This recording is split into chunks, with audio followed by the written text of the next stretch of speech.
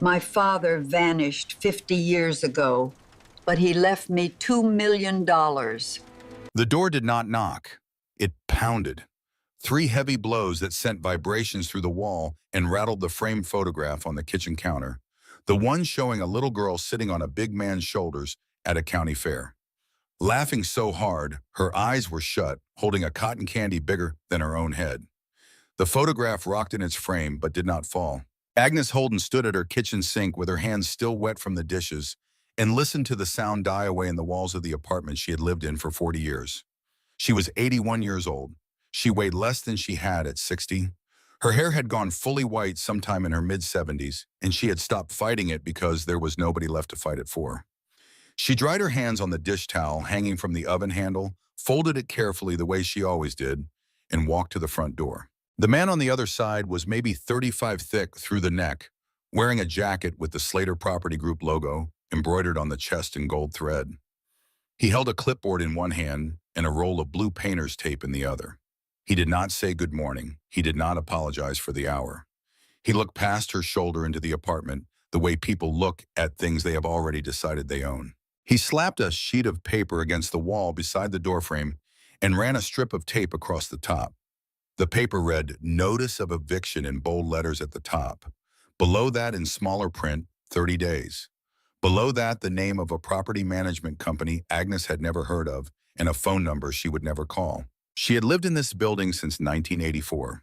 She had carried her groceries up 3 flights of stairs twice a week for 4 decades because the elevator had stopped working sometime in the early 90s, and nobody had ever fixed it. She had painted her kitchen herself in 2003 because the landlord at the time said he would get to it and never did, and she was tired of looking at walls the color of old cream. She knew the sound of every neighbor's footstep above her. She knew which step on the second-floor landing creaked and how to avoid it on the night she came home late from the library. The man with the clipboard said something about the new ownership and the renovation schedule and the relocation assistance program that she could apply for online. He said it the way people say things they have rehearsed and no longer hear themselves saying. Agnes looked at the paper on her wall. She looked at the gold thread on his jacket. She said thank you, and she closed the door. She stood with her back against it for a moment. The apartment was quiet. The refrigerator hummed. Outside 3 floors below, she could hear the man's footsteps moving down the hall to the next door, and then the sound of his fist hitting wood again. Agnes was not the kind of woman who fell apart. She had learned that about herself a long time ago. She had learned it the year her father disappeared, and she came home from her first year of teaching to an apartment stripped clean of everything that had belonged to him. She had learned it again when her mother, who had left when Agnes was 9 and never really explained why, died in a county hospital in Sacramento without ever calling. She had learned it in all the years between, in all the small and quiet ways that life had tested her patience and found it sufficient. She went to the kitchen and made a cup of tea. She sat at the table and drank it slowly and looked at the eviction notice on the wall and let herself feel the weight of what it meant. No savings worth speaking of.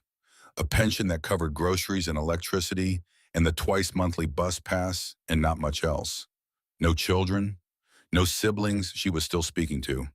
No emergency contact on any form anywhere that was not her own name. The social worker arrived 2 days later.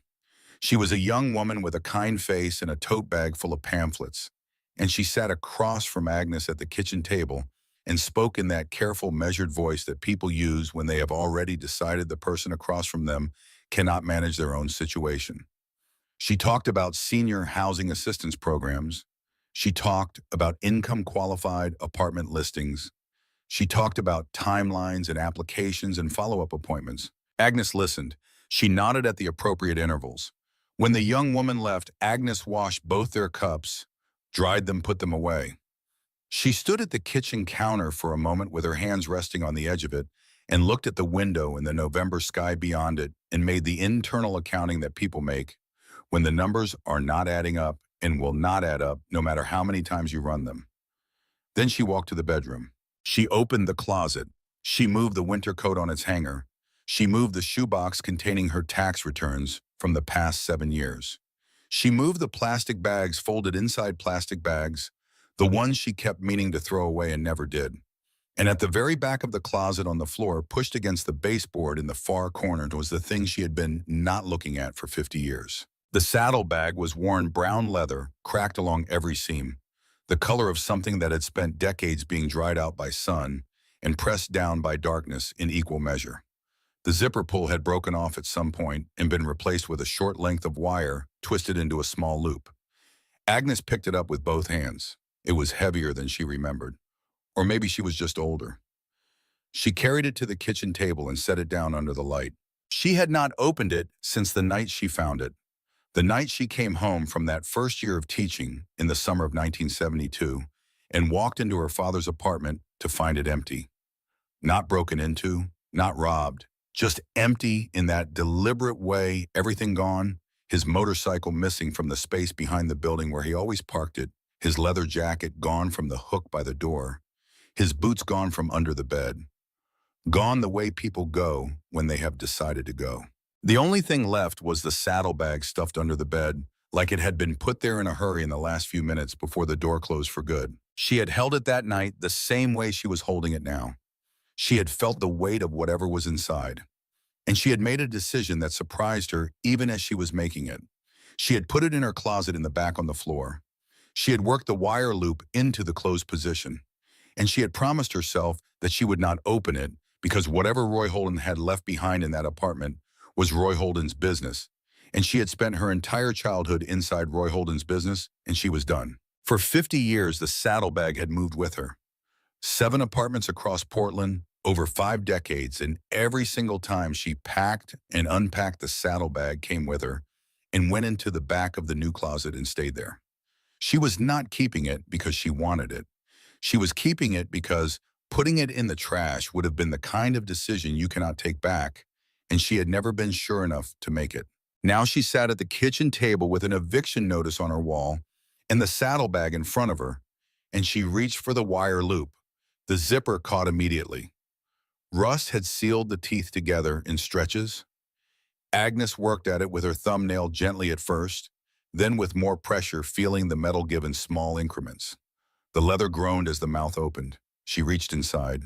The first thing she pulled out was a bundle of envelopes held together with a rubber band so old it crumbled the instant she touched it and fell in dry fragments on the tablecloth. The envelopes were yellowed at the edges, the paper softened by decades of darkness. She picked up the one on top and turned it over. Her own name was written on the front. Dorothy Agnes Holden. Her full name, the one she never used, written in letters so large and blocky, they were almost architectural. Capital letters, all of them, every word. The way Roy had always written, like each letter was being hammered into the paper one at a time with something heavier than a pen. She looked at the date written in the upper left corner of the envelope. 1985. She put that envelope down and picked up the next one. 1989. The next, 1993. She laid them out across the table one by one, reading the dates.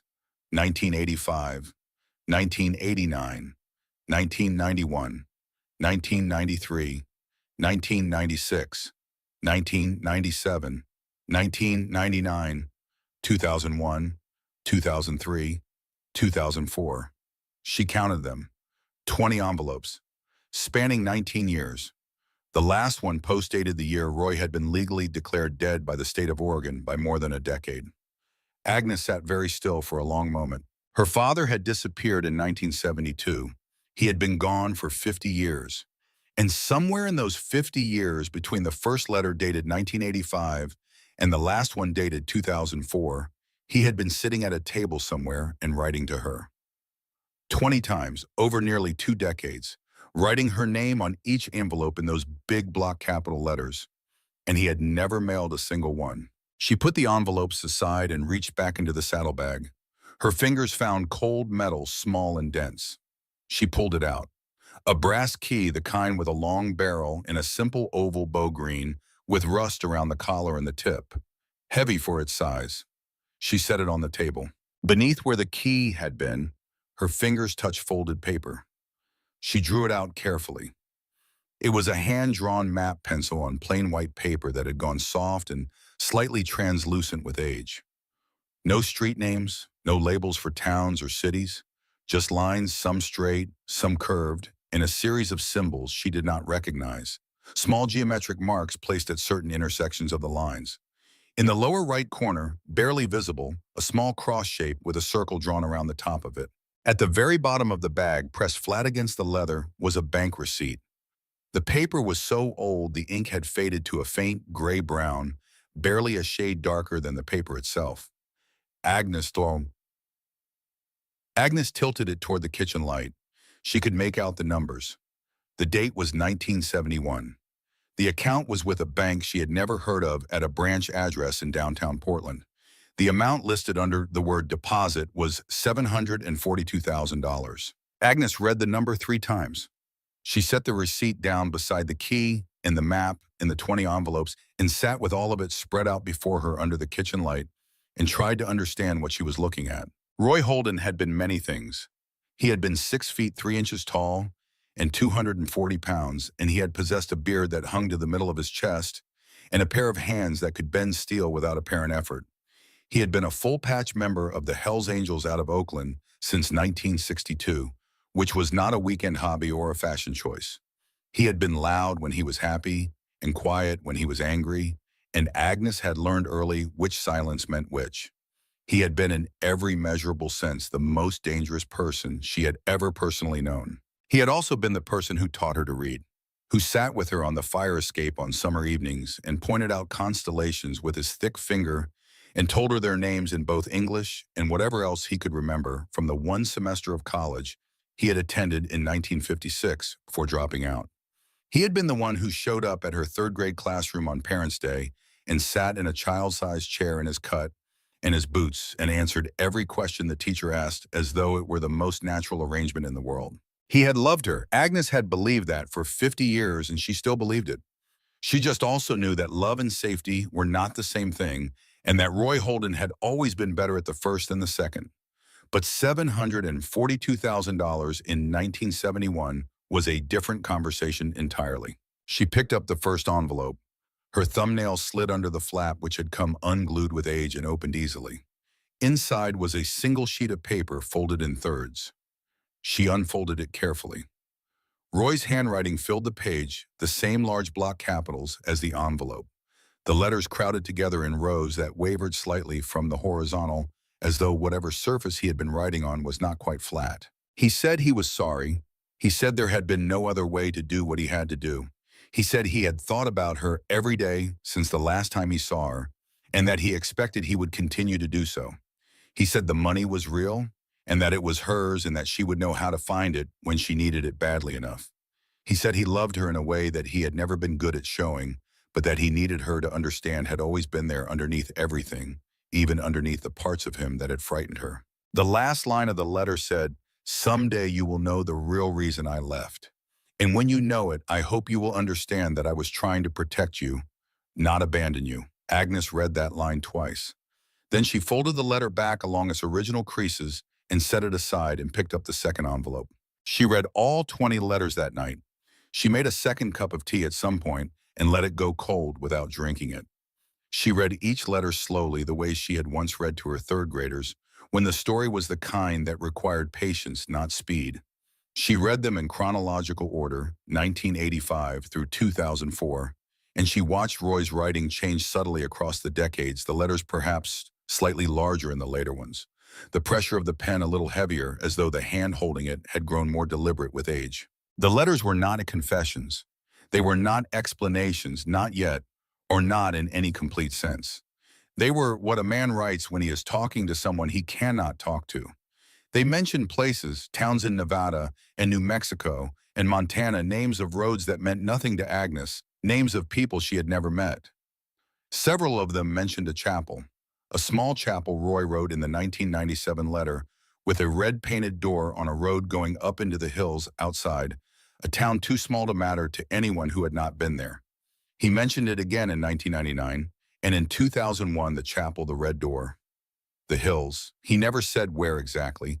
He never named the state or the county or the road. The third to last letter from 2001 mentioned a key.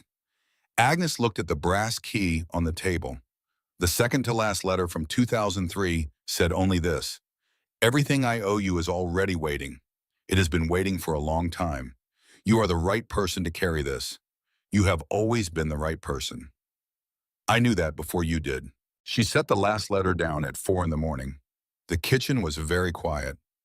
Outside, Portland was doing what Portland does at 4 in the morning in November, which is to say it was raining quietly against the windows with the patience of something that has never needed to hurry. Agnes gathered all 20 letters and stacked them in chronological order and put them back in their envelopes and placed them carefully inside the saddlebag. She put the map in with them. She set the brass key beside the bag on the table where she could see it. Then she went to bed and lay on her back in the dark and stared at the ceiling and thought about the number $742,000 deposited in 1971 in an account she had never known existed by a man who had been missing for 50 years. She did not sleep much, but she slept some. In the morning, she washed her face and made oatmeal and ate it at the kitchen table, not standing, because this was a morning that required sitting. She looked at the eviction notice still taped to the wall beside the front door. She looked at the brass key on the table. Then she picked up the key, put it in the pocket of her cardigan, took the bank receipt from the saddlebag, put on her coat, and walked downstairs to catch the bus downtown. The bank listed on the receipt had changed names 3 times since 1971. Agnes had looked it up the previous week and found the current name and confirmed the branch was still at the same address, a 3-story building on Southwest 5th Avenue that had been renovated at some point in the 90s and now had a glass facade that reflected the street back at itself in distorted form. She went inside at 9:15 in the morning and waited in line, and when she reached the counter, she placed the receipt in front of the young man on the other side and told him she needed to speak with someone about an account. The young man looked at the receipt. He typed something. He looked at the receipt again. He said he would need to get a manager and asked her to wait and pointed toward a row of chairs near the window. Agnes sat down. She put her hands in her lap. She watched the street outside and the people moving on the wet sidewalk, and she waited. She waited 40 minutes. She was good at waiting. 34 years of teaching 8-year-olds had given her a relationship with patience that most people never develop. The manager was a woman perhaps 10 years younger than Agnes, gray-haired, reading glasses on a chain around her neck, moving with the careful deliberateness of someone who has spent a long time trying to make her face reveal only what she chooses. She introduced herself as the branch manager, shook Agnes's hand, and asked her to come into the back office. The office was small, 2 chairs, a desk, a window that looked out at the side of the building next door. The manager closed the door and sat down and put on her reading glasses and looked at the receipt. She typed something on her computer. She looked at the screen for a long time without speaking. She took off her glasses and cleaned them with a cloth she kept in her desk drawer and put them back on and looked at the screen again. She asked Agnes to confirm her full name, her date of birth, her social security number. Agnes confirmed them. The manager asked who the original account holder was in relation to Agnes. Agnes said her father. The manager asked his name. Agnes told her. The manager typed that too. Then the manager looked up from the screen and looked at Agnes directly with an expression that was not quite disbelief and not quite confusion, but something in the narrow space between them. She said the account was still active. She said it had never been closed, never been flagged, never been transferred. It had been sitting in the system under the original account number through every merger and acquisition and system migration the bank had undergone over 50 years. She said with compound interest over 53 years, the current balance was $2,140,000. Agnes asked her to say that number again. The manager said it again, $2,140,000. Agnes did not move. She did not speak. She sat in the chair across from the manager's desk, and the fluorescent light hummed above her. And somewhere on the other side of the wall, a phone rang twice and stopped, and she let the number sit in her head and tried to make it feel real, which it did not yet. The manager began to explain the process. There would need to be documentation proving Agnes's identity and her relationship to the original account holder. There would be a review period. Depending on how the account had been structured, there might need to be a probate filing or a court order. The bank's legal team would need to be consulted because of the unusual length of dormancy and the size of the balance. It would take time. Agnes said she understood. She said she had letters. The manager asked what kind of letters. Agnes said letters from the account holder. The manager's expression shifted very slightly, just a tightening around the eyes. She asked when the letters were written. Agnes said from 1985 to 2004. The manager said the letters would need to be reviewed by the legal team along with everything else, and that she would have her assistant call to schedule the follow-up appointment. Agnes thanked her and stood and put on her coat and walked out of the bank and through the glass door and onto the wet sidewalk. She stood on Southwest 5th Avenue in the November rain and did not move for what was probably 2 full minutes. People walked past her in both directions. A bus pulled up to the stop at the corner and opened its doors and closed them and pulled away. She was not processing the money. She understood that the money was real and that it changed the practical shape of things in ways she would have time to understand later. What she was processing was something else entirely. Roy had put that money there in 1971, the year before he disappeared, which meant he had been planning. He had thought about what would happen after he was gone. He had thought about her. He had structured something that would survive decades and system changes and legal complexity and sit there quietly compounding until the day she needed it badly enough to open the bag. He had known she would wait. He had known she would not open the bag until she had no other choice. He had known her well enough to plan for the version of her that was still standing 50 years later. Agnes walked to the bus stop at the corner and waited for the next bus and rode it home. She went inside and stood in the kitchen and looked at the eviction notice on the wall.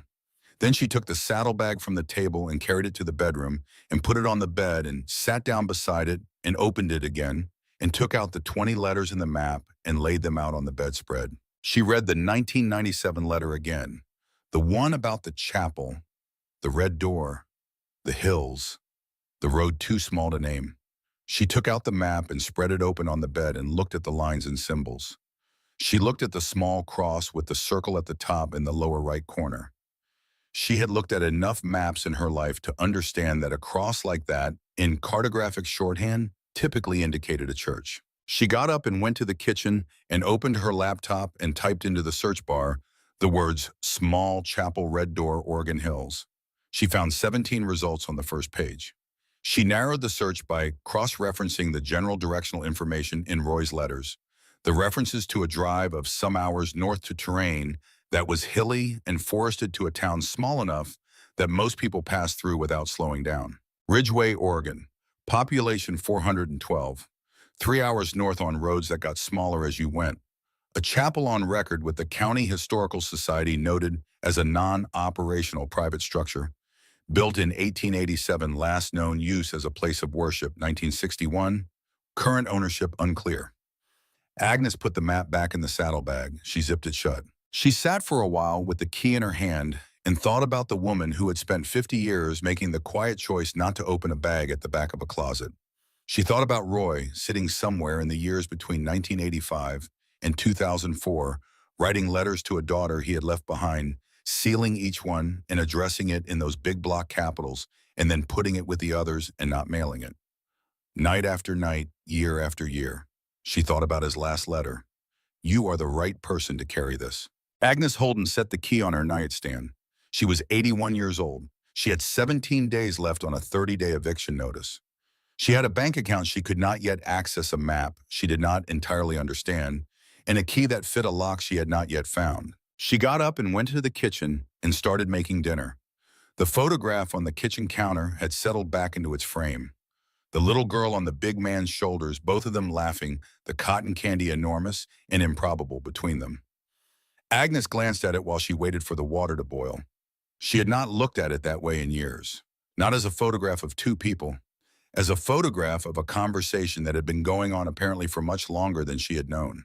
3 days passed. Agnes spent them the way she spent most things that required patience, which was by doing the ordinary work of living and letting the larger things sit at the edge of her attention without forcing it. She washed her dishes. She went to the library and returned 2 books and checked out 1 more. She walked to the grocery store on Burnside and bought eggs and bread and a small container of soup and carried them home.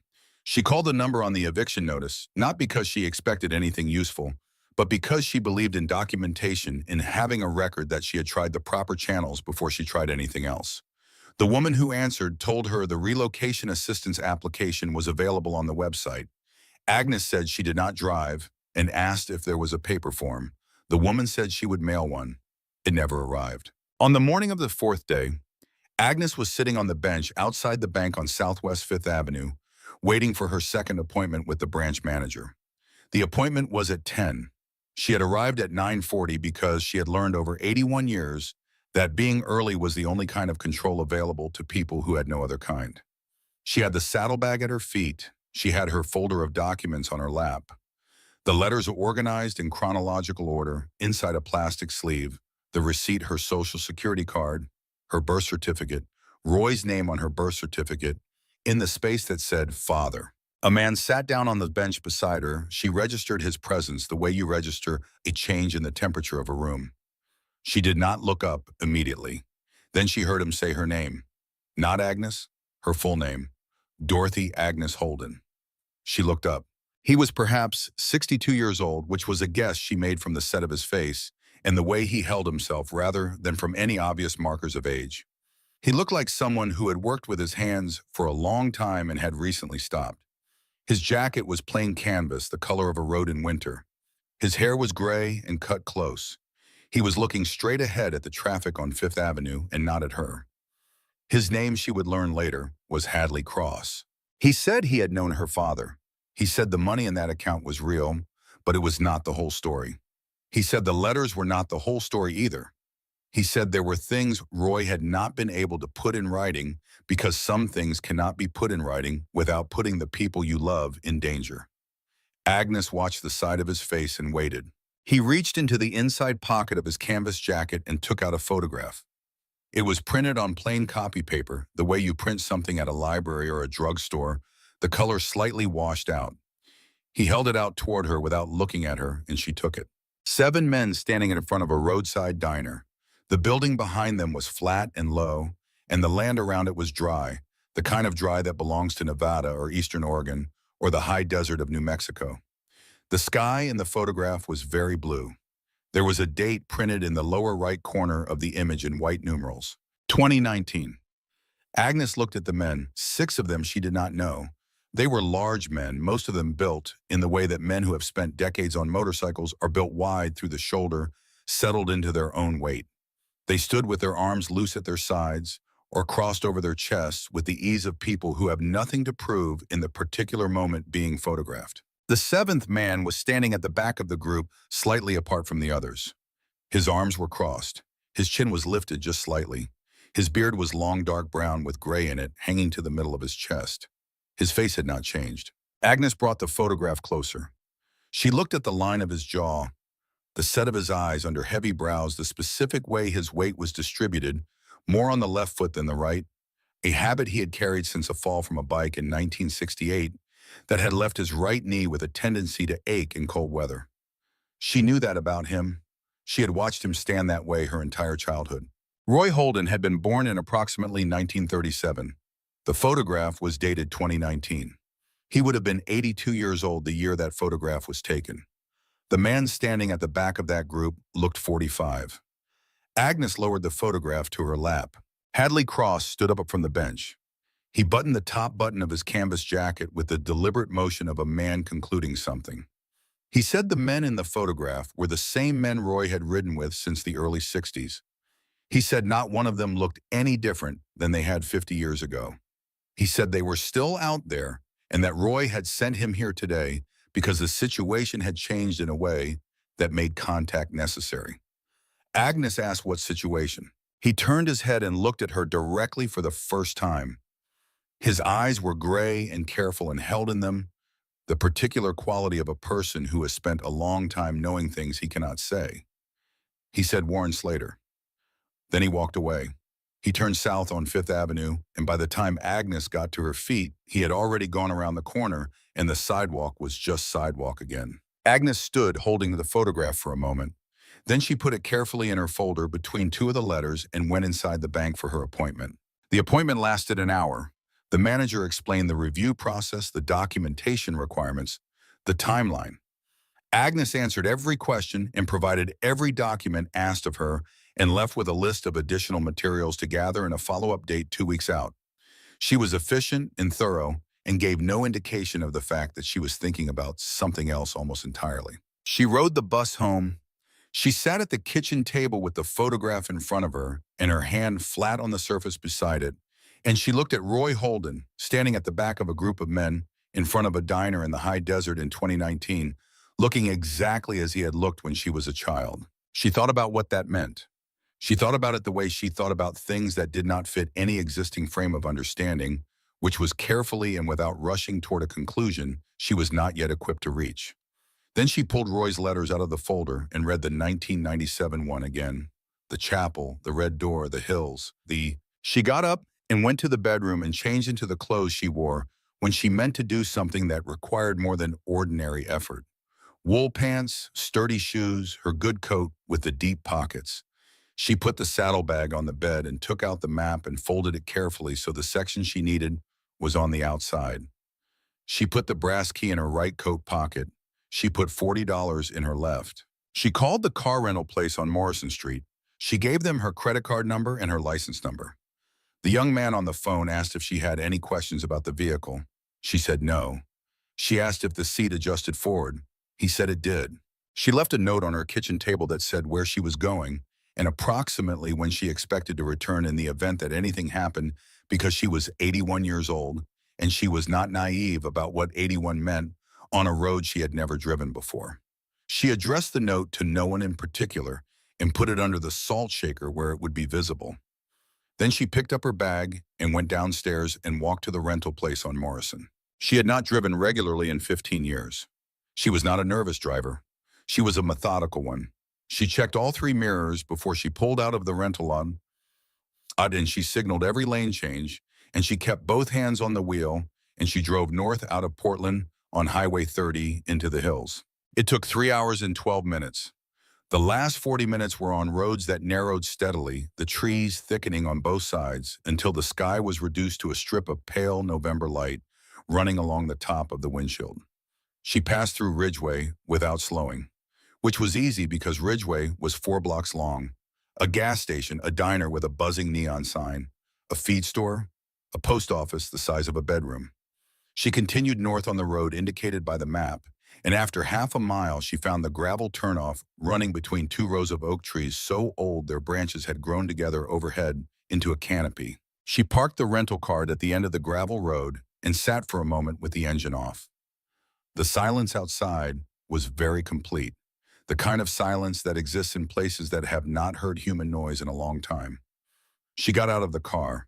The chapel was at the end of a stone path that ran through grass gone pale and dry for the season. It was a small building, simple white clapboard with a peaked roof, the kind of chapel built in the 19th century by people who were practical about faith and did not have money to make it ornate. The windows along the side wall were stained glass intact, their colors muted from the outside in the flat November light. The front door was arched and painted red. The paint faded and peeling in long, curling strips, but red, still red enough to be unmistakable. The front door was locked with a padlock through a hasp. Agnes walked around the left side of the building on the thin strip of grass between the clapboard and the encroaching brush.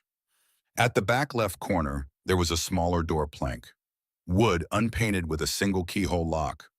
Old hardware, the kind made in an era when locks were built to outlast the buildings they protected. Agnes took the brass key from her coat pocket. She put it in the lock.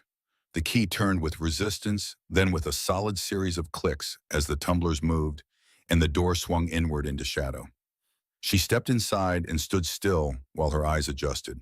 The stone floors were there. The stained glass windows were there, throwing pools of colored light across the floor at the angle the afternoon sun made with the glass. The arched ceiling was there, its original plaster still mostly intact. 100 years of footsteps had worn the center of the floor smooth. The pews were not there. In their place were metal filing cabinets, gray and institutional, arranged in 3 rows down the length of the nave. Along the walls were steel shelving units, loaded with cardboard boxes and plastic bins and binders with handwritten labels on their spines. A long wooden table ran down the center of the room between the filing cabinet rows, its surface covered in papers and maps and binders and old newspapers and topographic charts and satellite images printed in grainy black and white. On the walls, hung with the ordinary picture hooks, were photographs. Agnes walked slowly toward the nearest wall to look more closely. They covered 50 years. Black and white prints from the 50s, careful and formal, in the way photographs from that era tend to be.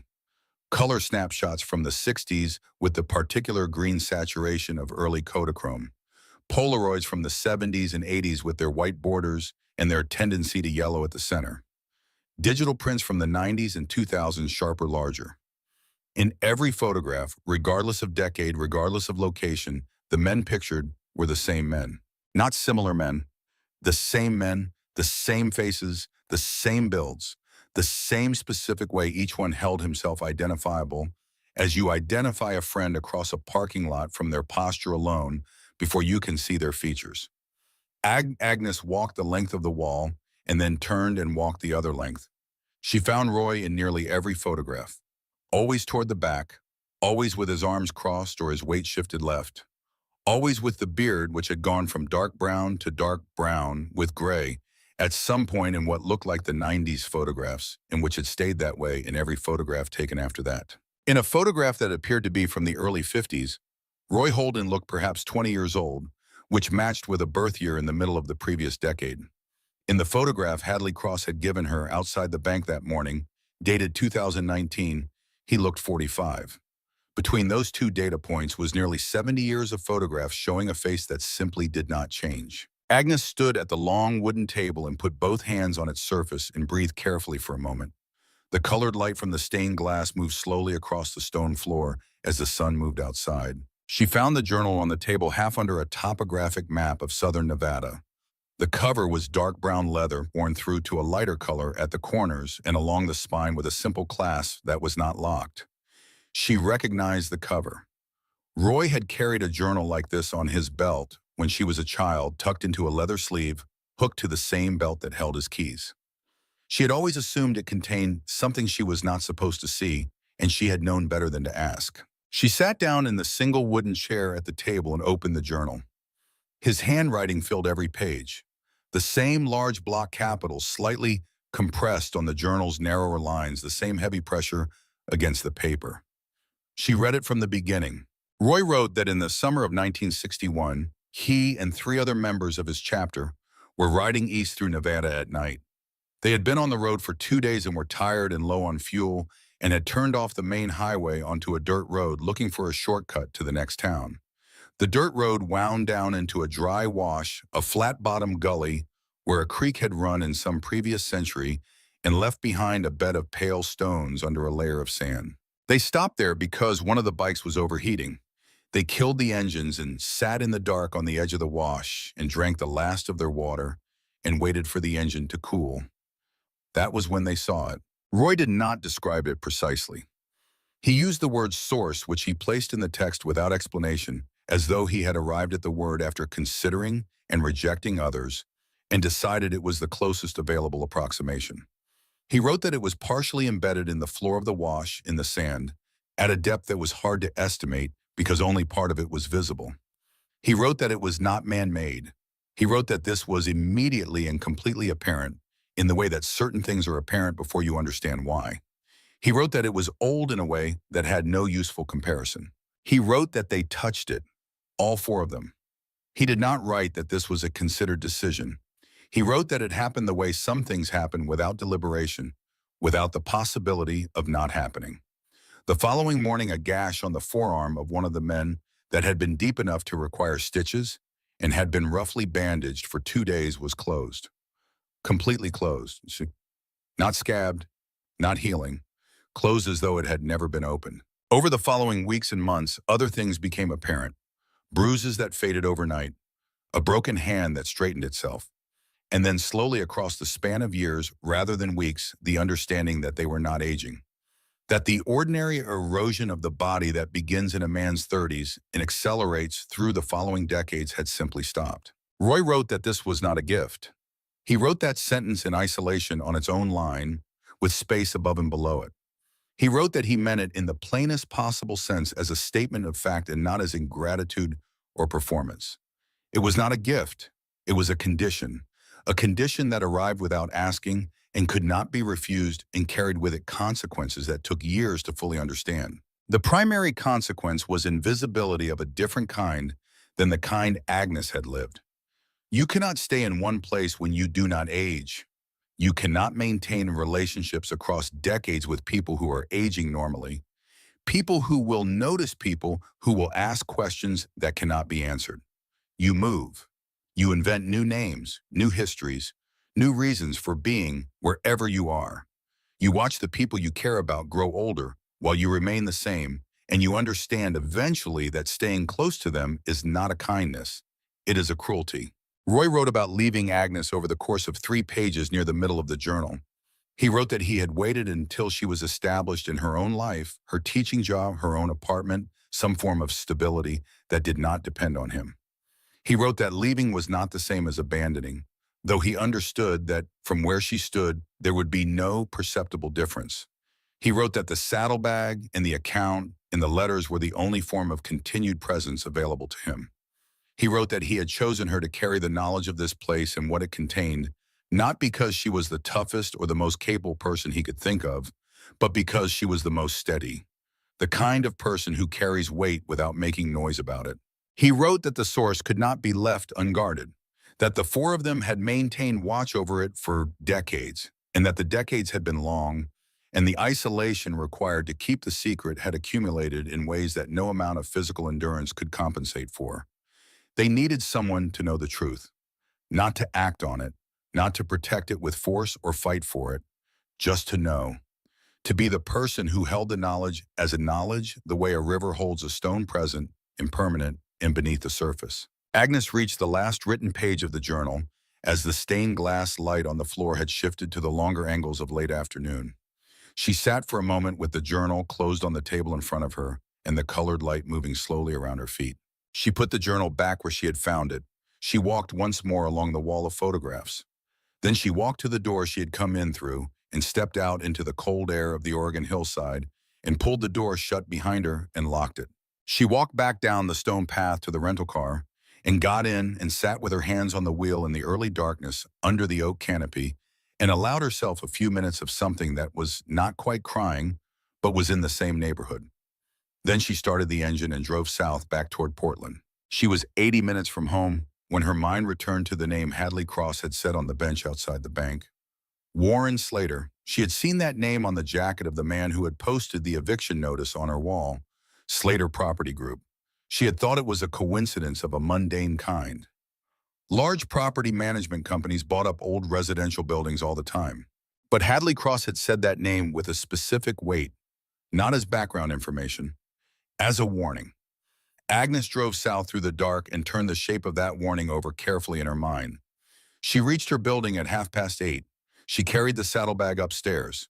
She unlocked her apartment and went inside and turned on the kitchen light. A man was sitting on the steps at the 3rd-floor landing. She had not seen him on the way up because the single bulb on the 2nd-floor landing had burned out sometime in the past week, and she had been navigating those stairs by the light from the floor above. She nearly walked into him before she registered he was there. He was sitting with his back against the wall and his forearms on his knees and a paper coffee cup on the step beside him. He was large, broad through the shoulders with the kind of build that suggested decades of physical work. He wore a flannel shirt in a dark plaid and heavy boots, and his forearms, visible below the rolled cuffs of the shirt, were covered in faded tattoos. His hair was gray, and his beard was gray, and his face was the face of a man in his late 60s who had not had an easy late 60s. He looked up at her without surprise, as though he had been expecting precisely this moment for some time, and was simply waiting for it to arrive. He said his name was Clint Boone. He said Roy Holden had asked him to keep an eye on her starting in 1993. He said he had done that in the way that Roy had specified, which was from a distance, without contact, without letting her know he existed. He said he was sorry about the car in the rain. In 2008, he had done his best with what he had available. He said the envelope during the lockdown had felt inadequate, but he had not known what else to do from where he was. Agnes stood in the dim light of the 3rd-floor landing, with the saddlebag over her shoulder and her keys in her hand, and looked at this man she had never seen before who had apparently been a peripheral presence in her life for 30 years. She said she appreciated it. She said she meant that without qualification. She said she understood why Roy had made the arrangement and why Clint had honored it. Then she asked him why he was sitting on her stairs tonight specifically. Clint reached into the pocket of his flannel shirt and took out a folded piece of paper and held it out to her. She took it and unfolded it. It was a legal document. It was an application filed with the Circuit Court of Multnomah County requesting a declaration of abandonment for a dormant financial account on the grounds that the account holder had been absent and presumed deceased for more than 50 years and that the assets therefore should be transferred to probate proceedings. The filing party was listed as Slater Property Group, C. The account number listed was the account number from the receipt she had found in the saddlebag. Warren Slater had filed for the account 11 days ago, 3 days before the branch manager had confirmed to Agnes that the account was active and the balance was $2,140,000. Agnes stood on the landing and read the document twice. She looked up from it. Clint said Slater had known about the account for a long time. He said it was not a coincidence that Slater had bought this building and posted the eviction notice and timed the legal filing the way he had timed it. He said Slater had been tracking the account through channels he should not have had access to, and that when Agnes had shown up at the bank, it had triggered something in a monitoring system that Slater had put in place years ago. Agnes asked why a property developer cared about a dormant account belonging to a man who had been missing for 50 years. Clint was quiet for a moment. He looked at his coffee cup. He said the account was not what Slater was actually after. Agnes thought about the journal. She thought about the chapel in the hills above Ridgeway. She thought about a man who had written the words "The Source" in a leather journal and left that journal in a locked room for a reason. She said he knows about what Roy found. The way Clint did not answer was its own kind of answer. He said Slater had not found the location yet. He said Agnes was the only person outside the 4 original members who knew how to find it. He said Roy had understood that making Agnes the keeper was a risk of a specific kind, and that Roy had judged the risk acceptable because he had trusted Agnes's judgment absolutely. Agnes folded the document along its original creases and put it in her coat pocket beside the brass key. She asked Clint how much time she had. He said the filing had been accepted for review. She had 72 hours before the initial hearing, at which point Slater's legal team would argue for immediate asset freeze pending probate resolution. If the freeze was granted, accessing the account would require litigation that could take months and cost more than she had available. Agnes thanked Clint. She told him goodnight. She went inside her apartment and closed the door. She stood in the kitchen with the light on and the saddlebag on the table and the legal document in her coat pocket and the eviction notice on the wall, and she looked at all of it for a long moment. Then she sat down and pulled the 20 letters out of the saddlebag and began to study them. Not for what they said, for what they were as objects. 20 letters, each one in Roy's handwriting, each one dated across 19 years, 1985 to 2004. Each envelope addressed in those large block capitals. Each one handled by his hands alone, sealed by him, stored across multiple locations and multiple decades before being placed in this bag. A dead man, according to Oregon law, could not have written 20 letters over 19 years after his death. The declaration of death was a legal instrument. It could be challenged. It had to be challenged on the basis of evidence that the person was alive at a point beyond the declaration. Roy had been declared dead in 1979, 7 years after his disappearance. The last letter was dated 2004, 25 years after the declaration. If the letters were authentic, and she knew they were, they constituted evidence that Roy Holden had been alive long after the state said he was not, and his fingerprints were on every one of them. She thought about that. Roy Holden had been a full-patch member of the Hells Angels with a documented history of contact with law enforcement. His fingerprints existed in federal records. The letters had been stored inside a sealed leather bag in a dark closet for decades. Her own handling of them had been brief and careful. Before that, they had been touched by one person only. Agnes got up and went to the kitchen counter and found a legal pad in the drawer where she kept pens and rubber bands and the various small administrative materials of a life lived carefully. She sat back down at the table and began to write. Not notes, a timeline. Dates down the left margin in her own handwriting, small and precise. The deposit in 1971. The disappearance 1972. The first letter 1985. The declaration of death 1979. The last letter 2004. The photograph 2019. Today's date, the filing date on Slater's document. She wrote the account number from the receipt and the account number from Slater's filing and set them side by side and confirmed they were identical.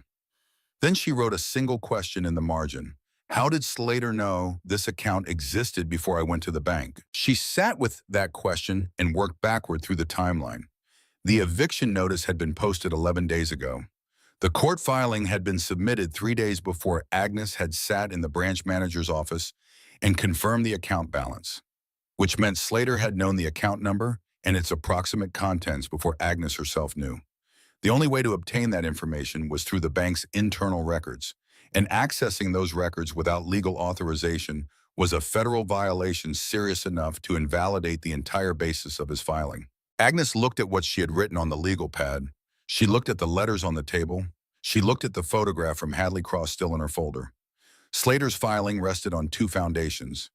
First, that Roy Holden was legally dead, and therefore the account was ownerless. Second, that he had standing to bring the claim. The first foundation could be challenged with the letters and their forensic evidence. The second foundation had a crack in it that Slater had put there himself. She wrote the word fingerprints and underlined it. She wrote the words unauthorized access and underlined that too. Then she picked up her phone and called Clint Boone. He answered on the second ring. She told him what she needed.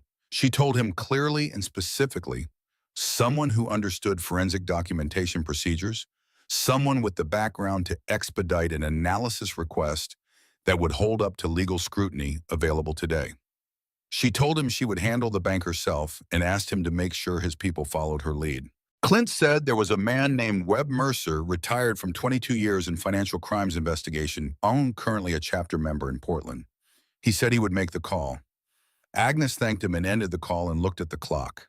It was nearly midnight. She had 72 hours. She had a timeline on a legal pad and 20 letters and a photograph and a question written in the margin that pointed directly at the crack in Slater's foundation. She went to bed. For the first time in a week, she slept without interruption. In the morning, she dressed and made coffee and sat at the kitchen table and read through her timeline twice. Then she put on her coat and walked to the bank. She arrived when it opened at 9 and asked for the branch manager by name and was told the manager was in a meeting and would be available at 9:30. Agnes said she would wait. She sat in the chair by the window and put her folder on her lap and watched the street. The manager came out at 9:27. She saw Agnes and her expression did the thing it had done before, that small tightening around the eyes. She asked Agnes to come in. Agnes sat across the desk and opened her folder and placed the Slater filing on the desk between them. She gave the manager a moment to read it. She watched the manager's face while she read. The manager set the document down and looked up. Agnes said she needed the manager to understand several things before the hearing that afternoon. She said she understood the bank's position was legally constrained and that she was not asking the manager to act outside those constraints. She was asking her to receive information that was relevant to the bank's own legal exposure. The manager said she was listening. Agnes placed the timeline from her legal pad on the desk beside the Slater filing and walked her through it point by point. The 1971 deposit, the 1972 disappearance, the 1979 declaration of death, the letters dated 1985 through 2004, written years after the declaration in Roy's hand, bearing his fingerprints, the 2019 photograph, the forensic analysis she had initiated that morning on the letters, which would confirm that the paper and ink dated to the periods listed on the envelopes, and that the fingerprints matched an individual whose prints existed in federal records under the name Roy Holden. Then she placed the timeline annotation on the desk, the one with the question in the margin. She explained it without ornamentation. The eviction notice had been posted 11 days ago. The court filing had been submitted 3 days before the branch manager had confirmed to Agnes that the account was active. Slater had known the account number and its status before Agnes did. The only source for that information was the bank's internal records. Accessing those records without legal authorization was a violation of federal financial privacy law. A bank that failed to report known unauthorized access to its own records, particularly in connection with active litigation, would face significant regulatory exposure. The manager was very still for a long moment. Agnes picked up the Slater filing and the timeline and put them back in her folder. She put the folder in her bag. She stood up and put on her coat. She said she had a forensic analysis in process that she would provide to the bank's legal team as soon as it was complete. She said she would appreciate being kept informed of the bank's position. She said good morning and walked out of the office and through the lobby and out the glass door onto the sidewalk. She stood on the sidewalk for a moment in the November air and breathed slowly. Her hands were steady. She noticed that about them. After 81 years, she had earned the right to notice when her hands were steady. She walked home. Clint called at 2 in the afternoon. He said Webb Mercer had completed the initial forensic review of 3 of the letters, and the results were unambiguous. The paper fiber composition and ink chemistry dated to periods consistent with the dates written on the envelopes. The fingerprint analysis had found 17 distinct prints on the letters and envelopes matching a single individual. Cross-referencing with federal records confirmed a match to prints on file under the name Roy Holden, documented during a law enforcement contact in 1968 in Alameda County, California. Agnes wrote this down on her legal pad. She said she needed the results in a format that would be accepted as a preliminary forensic report by a circuit court. Clint said Webb was already putting that together, and it would be ready within 2 hours. At 3:30, she called the branch manager's direct line. The manager answered on the first ring. Agnes said the forensic report was being prepared and would be available by early evening. She said she wanted to ensure the bank's legal team had received it before close of business today. The manager said the bank's legal team had been in contact with Slater's attorneys that afternoon. She said the bank had raised concerns about the circumstances of Slater's knowledge of the account. She said she was not in a position to share the details of that communication, but she wanted Agnes to know that the bank was taking the matter seriously. Agnes thanked her and ended the call. At 5:15, Clint arrived at her apartment with Webb Mercer. Webb was 64, compact with the unhurried manner of someone who had spent 2 decades presenting evidence in rooms full of skeptical people and had learned to let the evidence speak without ornamentation. He sat at Agnes's kitchen table and walked her through the forensic report page by page and answered every question she had without condescension. She signed the cover letter on the report as the party submitting it, her name, her address, her relationship to the account holder. She handed the signed report to Webb, and he said it would be filed with the court before 6. Clint and Webb left at 6:30. Agnes ate dinner. She washed her plate and her glass and dried them and put them away. She sat by the window in her armchair and read her library book and let the evening pass around her. At 8:47, her phone rang. It was a number she did not recognize. She answered. The voice on the other end was Warren Slater. He spoke pleasantly. He said he understood she had submitted some documentation to the court.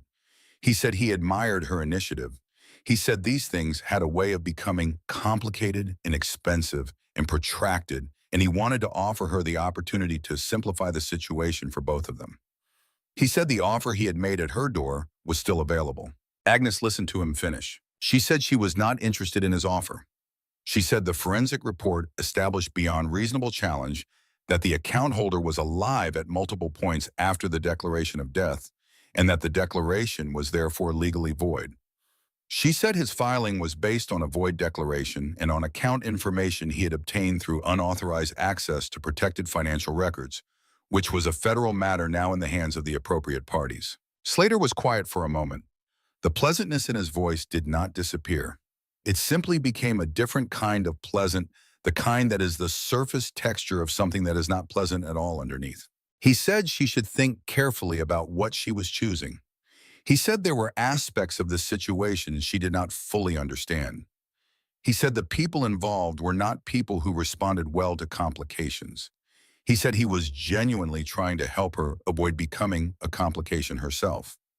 Agnes let the silence sit between them for a moment after he finished speaking. Then she said, I have spent 81 years being careful not to be a complication to anyone.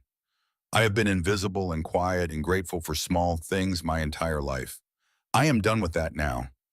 Whatever you think you are going to do, Mr. Slater, you should understand that I have already done what needed doing. The bank has the report. The court has the filing. The federal inquiry has been initiated. There is nothing left for you to threaten. She paused. She said good night. She ended the call. She put the phone on the table beside her chair and sat with her hands in her lap and looked at the dark window and the reflection of the lamp in it. Her heart was beating faster than usual. She was aware of that. She breathed slowly and let it settle. She thought about Roy Holden standing in doorways when she was small, reading every room before he walked into it, deciding in the first few seconds who in it was a threat, and what that threat was worth. She had spent her whole life moving away from that quality, from the alertness and the wariness and the constant low-level calculation of danger that living inside his world had required. But she was not a child anymore. And the thing she had learned slowly across 8 decades of careful living was that the margins were not actually safe. They were just less visible. The eviction notice had found her in the margins. Slater's filing had found her there.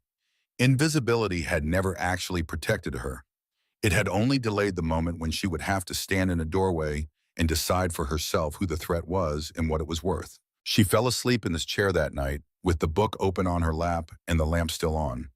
The call she had been waiting for came at 11:20 the following morning. The bank's legal team had filed an emergency motion with the circuit court requesting a postponement of the hearing pending investigation into the circumstances of the original filing. The motion cited the forensic evidence establishing the account holder's post-declaration existence and raised the issue of unauthorized access to protected financial records. The judge had granted the postponement. The branch manager told her this in the careful, measured language of institutional communication, and Agnes listened and said she understood and thanked her. An hour later, Clint called. He said 2 federal agencies had opened inquiries into Slater Property Group's data access practices. He said the exposure was significant and that Slater's lawyers had already reached out through an intermediary to signal that the client was reassessing his legal position. Agnes sat with the phone in her hand after the call ended and looked out the kitchen window at the November sky, which had decided to be blue today for the first time in a week. The kind of blue that appears in November in Oregon only briefly and without warning, a reminder that the sky is still there above the clouds even when you cannot see it. She went out and walked to the grocery store and bought real food for the first time in several days. Chicken and vegetables and a small loaf of bread from the bakery section. She cooked dinner properly that evening at the table with a cloth napkin and the window open a crack to let in the cold, clean air. The weeks that followed had their own texture different from the weeks before. The legal proceedings moved at the pace of legal proceedings, which is to say slowly and with many documents, but they moved in one direction. Slater's filing was formally withdrawn by his own legal team 6 weeks after Agnes had sat on the bench outside the bank and a stranger had handed her a photograph. The federal inquiry into unauthorized financial record access continued. Agnes did not follow its details closely.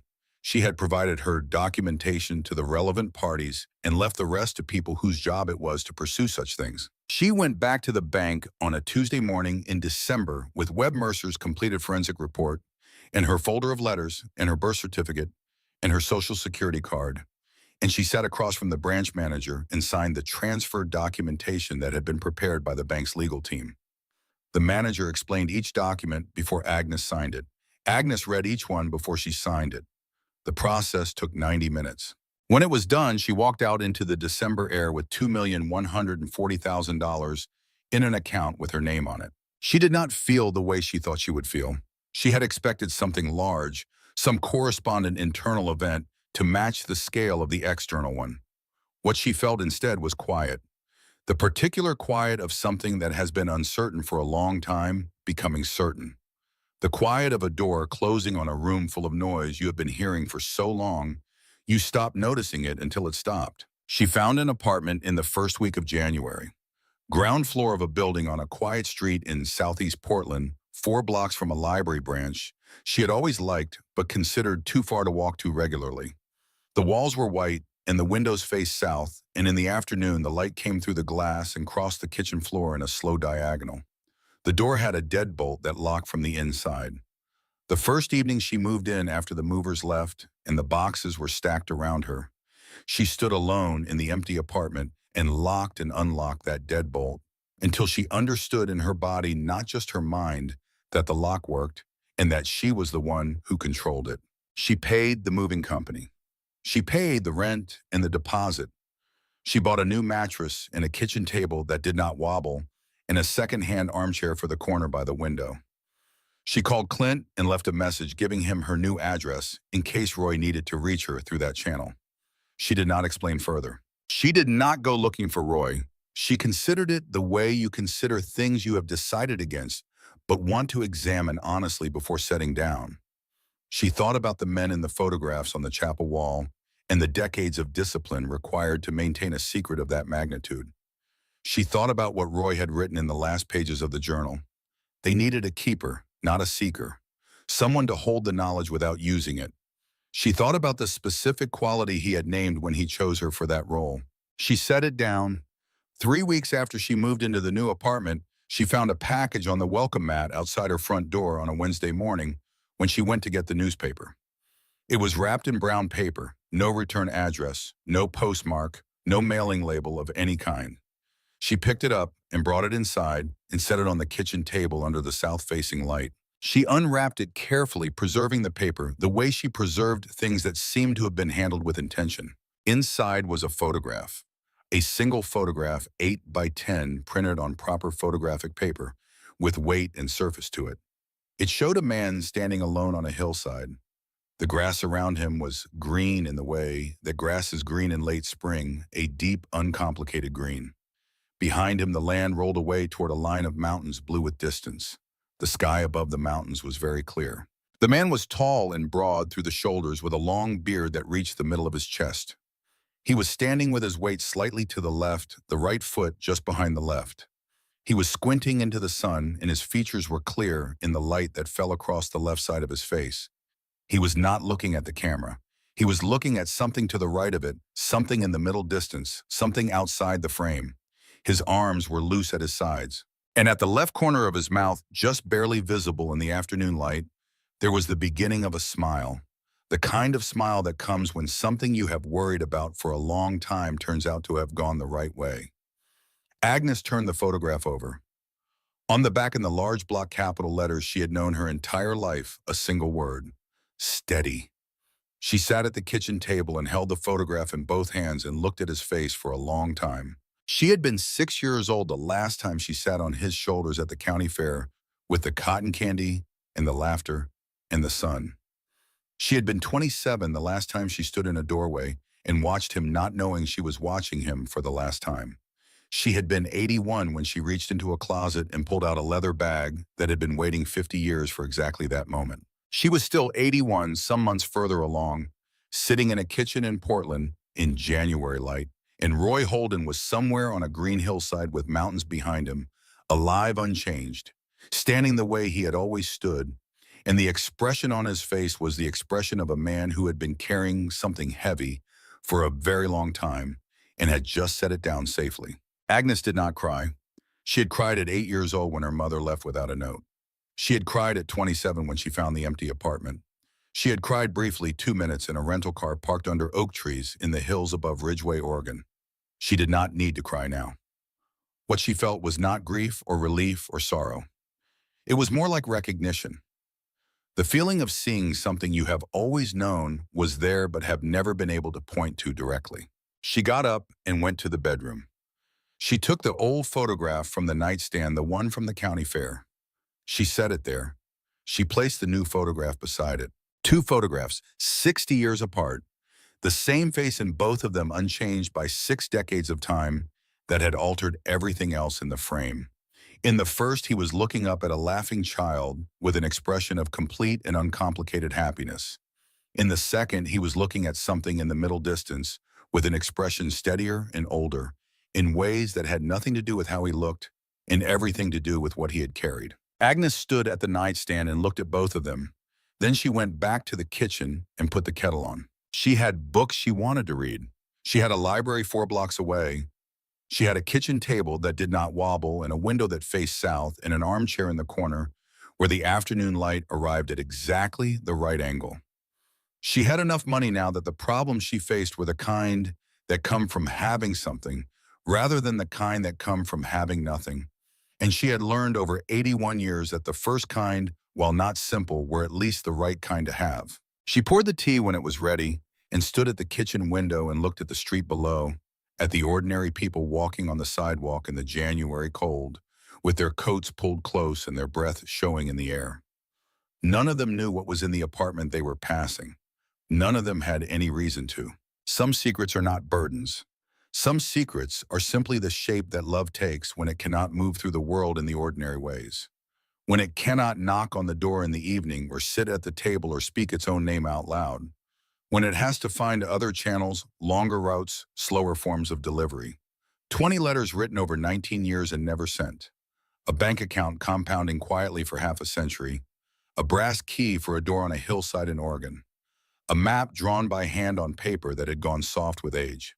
And at the end of all of it, a photograph on a nightstand and the word steady written on the back, in letters like a shout, in an 81-year-old woman in a first-floor apartment in Portland who finally, after all this time, understood that somebody had been thinking about her all along. Agnes Holden drank her tea. She rinsed the cup when she was finished and dried it and set it on the shelf. She went to the armchair by the window and opened her book to the page she had marked and began to read. The light moved across the kitchen floor in its slow diagonal. Outside, the street went about its business. Inside, in the quiet of a first-floor apartment with a working deadbolt in southern light and no more stairs to climb, an 81-year-old woman read her book and held a secret that nobody passing on the sidewalk below would ever know she was holding, which was exactly what she had been chosen to do.